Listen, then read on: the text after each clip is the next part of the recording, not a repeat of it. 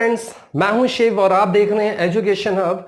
आज हम लोग 12th का इकोनॉमिक्स का सेकंड चैप्टर का assumptions of law of DMU देखने वाले हैं, law of diminishing marginal utility. ठीक है, हम लोगों ने law of diminishing marginal utility देख लिया था और उसको छोटा सा स्टार्टिंग में रिवाइज कर लेते हैं, उसके बाद उसके एक्सेप्शंस केसेस देखते हैं। ठीक है, law of diminishing marginal utility क्या था एग्जैक्टली उसमें हम लोगों ने देखा था जैसे जैसे इंक्रीज ऑफ स्टॉक किसी कमोडिटी की बढ़ती है तो उसको उसकी जो चाहत है वो हमारी कम होती जाती है। हमने देखा था उसमें एग्जांपल ग्लास ऑफ वाटर का। ठीक है, ये पहला ग्लास ऑफ वाटर आपने पिया, फिर सेकंड पिया, तो पहले जो आपको सेटिस्फैक्शन मिला होगा वो पहले के मुकाबले सेकंड ग्लास में नहीं मिलेगा। मतलब धीरे धीरे डीएमयू जो है वो आपका कम होते जाता है। ठीक है, आज हम लोग करने वाले हैं एक्सेप्शंस केसेस, और ये केसेस मतलब ये पॉइंट कुछ ऐसे हैं जिसके ऊपर ये लॉ अप्लाई नहीं होगा।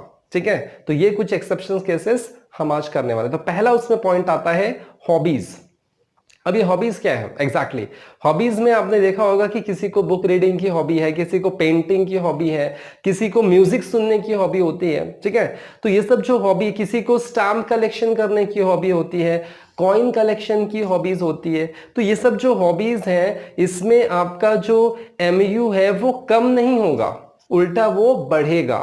ठीक है, क्यों? क्योंकि हमें वो म्यूजिक सुनना, जैसे अब म्यूजिक का एग्जांपल लें, म्यूजिक सुनना हमें पसंद है, हम दिन भर भी म्यूजिक सुनना, अगर हमारी हॉबी है म्यूजिक सुनना, दिन भर भी हम म्यूजिक सुनेंगे तो हमें बोर नहीं होगा।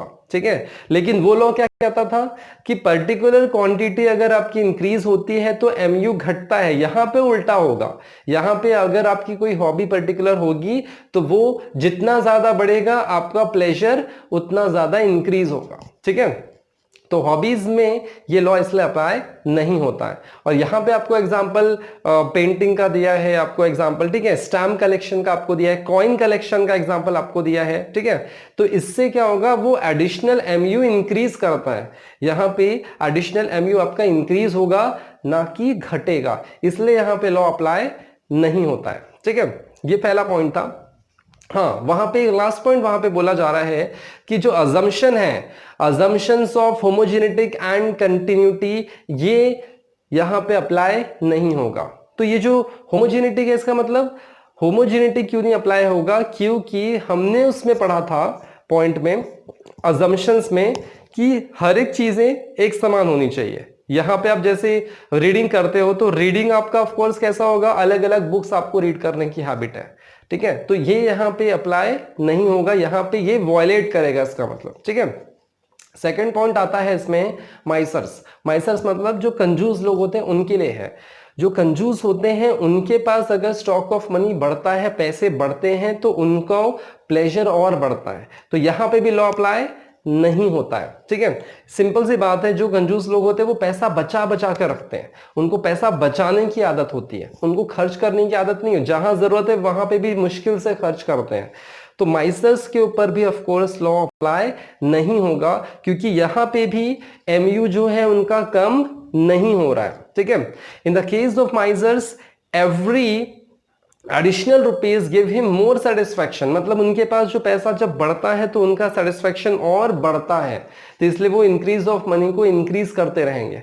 And marginal utility of money tend to be increase, उनका मार्जिनल यूटिलिटी घटेगा नहीं, उल्टा बढ़ेगा जितना ज्यादा उनके पास पैसे बढ़ेंगे। हाउएवर दिस सिचुएशन इग्नोर, यहां पे भी रैशनैलिटी का जो सिचुएशन है वो अप्लाई नहीं होगा। क्यों? क्योंकि रैशनल पर्सन कैसा होता है, वो नॉर्मल बिहेव करता है, माइसर्स नॉर्मल बिहेव नहीं करते, वो पैसे बचा कहां से ले वो ये सोचते हैं। ठीक है, तो ये अजम्पशंस वहां पे नहीं अप्लाई होता है। ठीक है, और इस पे लॉ अप्लाई नहीं होगा, माइसर्स पे लॉ अप्लाई नहीं होगा, क्योंकि उनके पास इंक्रीज ऑफ मनी बढ़ता है, तो ऑफ कोर्स उनका सेटिस्फैक्शन लेवल जो है, एमयू जो है वो और इंक्रीज होता है। ठीक है, ये था आपका सेकंड पॉइंट। थर्ड पॉइंट की ओर बढ़ते हैं। थर्ड पॉइंट कहता है एडिक्शंस, कोई आदत, ठीक है, कोई नशे की आदत हो, कोई सिगरेट पीने की आदत हो, लीकर की आदत हो, तो ये जो आदतें हैं वो इंक्रीज होती है। मतलब अगर आप कोई सिगरेट पीने की आदत किसी की है, ठीक है, तो उसको एक सिगरेट मिले तो उसको और चाहिए, और मिले तो और चाहिए, मतलब उसमें भी ऑफ कोर्स ये लॉ अप्लाई नहीं होता है, क्योंकि जैसे जैसे उसका वो इंक्रीज होगा वैसे उसका एमयू बढ़ेगा, कम नहीं होगा। ठीक है, तो एडिक्शंस पे भी ये लॉ अप्लाई बिल्कुल भी नहीं होता। जितने भी आदतें हैं उसके ऊपर ये लॉ अप्लाई नहीं होता। क्यों? क्योंकि आदतें कम नहीं होती हैं, आदतें जो है वो बढ़ती हैं, ठीक है। और यहाँ पे नशे की आदत की बात हो रही है, राइट। तो it is observe in the case of drunkards, drunkards के वहां पे बात बोली जा रही है, ड्रंकेंड्स जो बहुत ज्यादा पीते हैं, ठीक है, that the level of intoxication increases, मतलब उनका नशे की जो आदत है वो बढ़ती है एज कंपेयर टू पिछले के मुकाबले, ठीक है। तो इसका मतलब ये लॉ वहां पे अप्लाई बिल्कुल भी नहीं होगा। So MU receive drunken may be increase, मतलब ड्रंकन्स के केसेस में एमयू जो है वो बढ़ते रहेगा, कम नहीं होगा, ठीक है। इसलिए यहां पे लॉ अप्लाई बिल्कुल भी नहीं हो रहा है। And actually it is only an illusion that this condition is similar to all addictions, मतलब देखा जाए तो ये कंडीशन जो है वो सब जगह अप्लाई होगी, जितने भी आदतें हैं उन सब पे ये पॉइंट अप्लीकेबल होगा, लेकिन ये लॉ अप्लाई नहीं होगा, ठीक है। अच्छा, नेक्स्ट पॉइंट आता है पावर। पावर पे भी वही रूल अप्लाई होगा कि जिसके पास पावर होता है उसको और पावर चाहिए। जैसे आपने देखा होगा ना कि आपके एरिया में कोई नगर सेवक है, उसको कोई पावर मिल गया है अपने एरिया को संभालने का, तो उसको और पावर चाहिए, वो मंत्री बनना चाहता है, वो कैबिनेट मंत्री बनना चाहता है, वो एमएलए बनना चाहता है। मतलब इस तरह से पावर, जिसके पास पावर होता है उसको और पावर चाहिए और उसका वो गलत इस्तेमाल करता है कभी कभी, ठीक है। इसका मतलब जिसके पास पावर है उसके ऊपर भी लॉ अप्लाई नहीं होता। क्यों? उसको और पावर मिलने से उसको एमयू जो होगा वो उसका इंक्रीज होगा, ना कि डिक्रीज होगा। नॉर्मल लॉ क्या कहता है?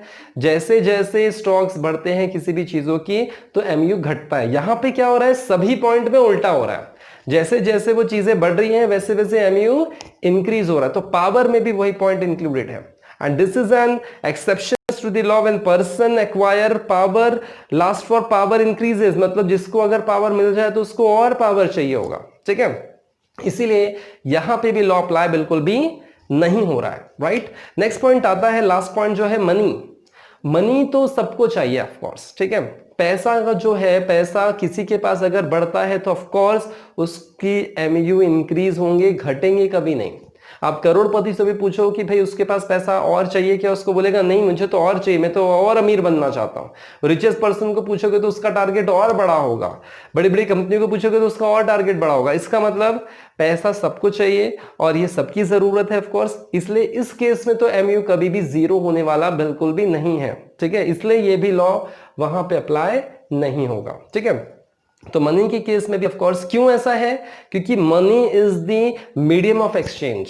पैसा जो है वो चीजों के बदले आप खरीद सकते हो, पैसा देकर आप कोई भी चीजें खरीद सकते हो, इसीलिए इसकी अहमियत बहुत ज्यादा है। इसीलिए इसका जो एमयू होगा कभी भी जीरो नहीं होता है। और फिर लास्ट में आपको एग्जांपल दिया है। ये थे कुछ 5 वहां पे एक्सेप्शंस केसेस जिस पे लॉ ऑफ डीएमयू अप्लाई नहीं होता है, ठीक है। आज का टॉपिक यहीं तक है। नेक्स्ट वीडियो में मिलते हैं नए टॉपिक के साथ। तब तक के लिए बने रहिए, शेयर करिए, ठीक है।